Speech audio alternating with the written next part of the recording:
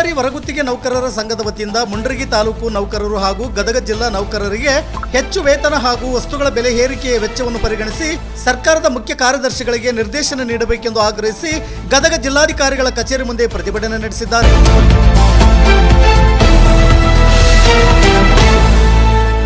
ಪ್ರತಿಭಟನಾಕಾರರು ಗದಗ ಜಿಲ್ಲಾಧಿಕಾರಿಗಳ ಮುಖಾಂತರ ರಾಜ್ಯದ ಮುಖ್ಯಮಂತ್ರಿಗಳಿಗೆ ತಮ್ಮ ಮನವಿ ಸಲ್ಲಿಸಿ ಮಾತನಾಡಿ, ಈ ಮನವಿಯನ್ನು ನಿರಾಕರಿಸಿದಲ್ಲಿ ರಾಜ್ಯಾದ್ಯಂತ ಬೃಹತ್ ಪ್ರತಿಭಟನೆಗೆ ಮುಂದಾಗುತ್ತೇವೆ ಎಂದು ಪ್ರತಿಭಟನಾಕಾರರು ಆಕ್ರೋಶ ವ್ಯಕ್ತಪಡಿಸಿದರು.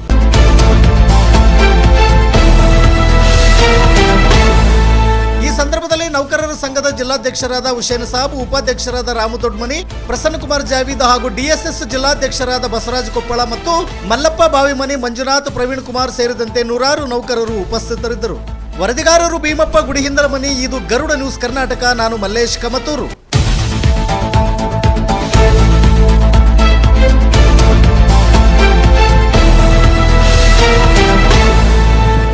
ನನ್ನ ಹೆಸರು ಪ್ರವೀಣ್ ಅಂತ ಸರ. ನಾವೀಗ ಇವತ್ತು ಏನು ಇಲ್ಲಿ ಎಲ್ಲ ಇಲಾಖೆಯವರು ಹೊರಗುತ್ತಿಗೆ ನೌಕರರು ಸೇರಿದ್ವಿ. ಈಗ ನಾವೆಲ್ಲ ಸರ್ಕಾರದ ಅಧೀನದಲ್ಲೇ ಕೆಲಸ ಮಾಡ್ತಿರೋರು.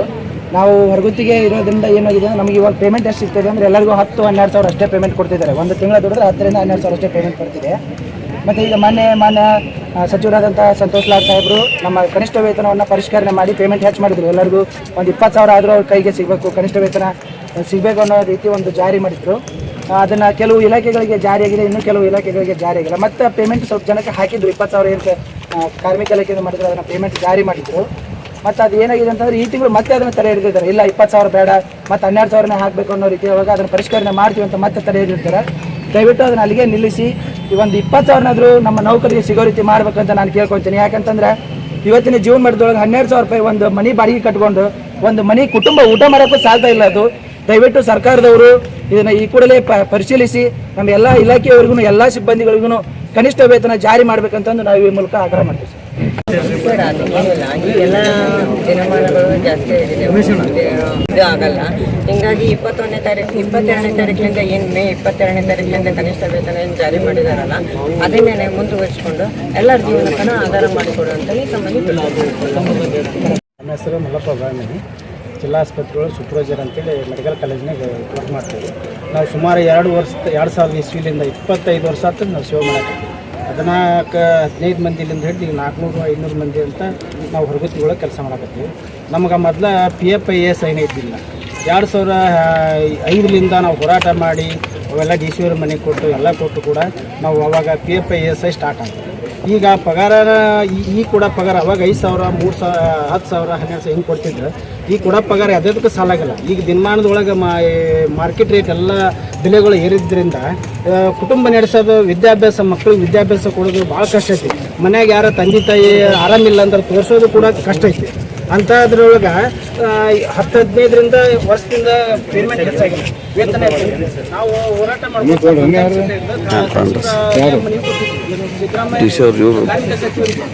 ಜಾಸ್ತಿ ಮಾಡಿ ನಾವು ಆಸ್ಪತ್ರೆಯೊಳಗೆ ವೈದ್ಯಕೀಯ ಇಲಾಖೆ ಎಲ್ಲ ಇಲಾಖೆ ಕೆಲಸ ಮಾಡಿದ್ವಿ. ಮಕ್ಕಳು ಕಳ್ಕೊಂಡು, ತಂದೆ ತಾಯಿ ಕಳ್ಕೊಂಡಿವಿ. ಅಂಥದ್ರಾಗೆ ನಾವು ಕಾರ್ಯನಿರ್ವಹಿಸಿದ್ವಿ. ಅಂಥದ್ರೊಳಗೆ ನಮ್ಮ ಪೇಮೆಂಟ್ ಬರೀ ಟೇಬಲ್ ಟು ಟೇಬಲ್ ಚಾ ಕಪ್ಪಿಟ್ಟರಿಗೆ ದೊಡ್ಡ ಪಗಾರ 18 ಸಾವಿರ ಗಟ್ಟಲೆ ಪಗಾರ ಕೊಡ್ತಾರೆ ನಮ್ಮಲ್ಲಿ. ಈಗ ನಾವು ಪೇಷಂಟ್ ಜೊತೆಗೆ ನಾವು ಹೋರಾಟ ಮಾಡಿ ನಮಗೆಲ್ಲ ರೋಗಗಳು ನಾವು ಹಚ್ಕೊಂಡಿದ್ದು ಹೋರಾಟ ಇದು ಭಾಳ 25 ವರ್ಷದಿಂದ ಹೋರಾಟ ನಮ್ಮದು 25 ವರ್ಷದಿಂದ ಹೋರಾಟ ಮಾಡ್ತಾನೆ ಇದೆ. ಅವಾಗ ಸ್ವಲ್ಪ ಜನ ಇದ್ವಿ ನಾವು. ಈಗ ಬರ್ತಾ ಎಲ್ಲ ಇಲಾಖೆ ಚಟಾಟಾಗಿಂದ ನಾವು ನಮ್ಮಲ್ಲೇನ 4 ಜನ ಹೊರಗುತ್ತಿಗೆ ನಾವು ಮನೆಗೆ ಕೊಟ್ಟಿವಿ.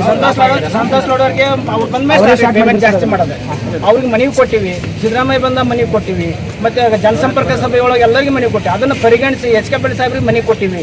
ಅವರೆಲ್ಲ ಕೂಡ್ಕೊಂಡು ಎಲ್ಲ ಇಲಾಖೆಗೂ ಸಾದಾ ಕೆಲಸ ಇರ್ತೈತೆ. ಅಂಥದ್ದು ಆಸ್ಪತ್ರೆ ಒಳಗೆ ಕೆಲಸ ಮಾಡೋರಿಗೆ ರೋಗಗಳು ಹೋಗ್ತಾವೆ, ರೋಗಿಗಳನ್ನ ಆರಾಮ ಮಾಡ್ತಾರೆ. ಅಂಥದ್ದನ್ನ ಈ ಪೇಮೆಂಟ್ ಜಾಸ್ತಿ ಮಾಡ್ಬೇಕು. ಇವ್ರಿಗೆ ನಮ್ಮ ಇಲಾಖೆಗೆ ಜಾಸ್ತಿ ಮಾಡ್ಬೇಕು, ಹೆಚ್ಚಾಗಿ ಆರೋಗ್ಯ ಇಲಾಖೆಗೆ.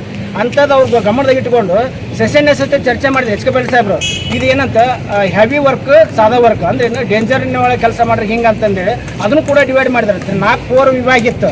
ಒಂದು 4 ಝೋನ್, 1, 4, 2, 4, 3, 4, 4 ಅಂತ ಇತ್ತು. ಅಂಥದ್ದು ಸಂತೋಷ್ ಲಾಡ್ ಅವ್ರನ್ನು ಪರಿಗಣಿಸಿದ ಮ್ಯಾಗ ವಿಧಾನಸೌಧ ಚರ್ಚೆ ಆದ್ಮ್ಯಾಗ 3 ಝೋನ್ ಮಾಡ್ಯಾರ: ಗ್ರಾಮೀಣ, ಸಿಟಿ, ಜಿಲ್ಲಾ.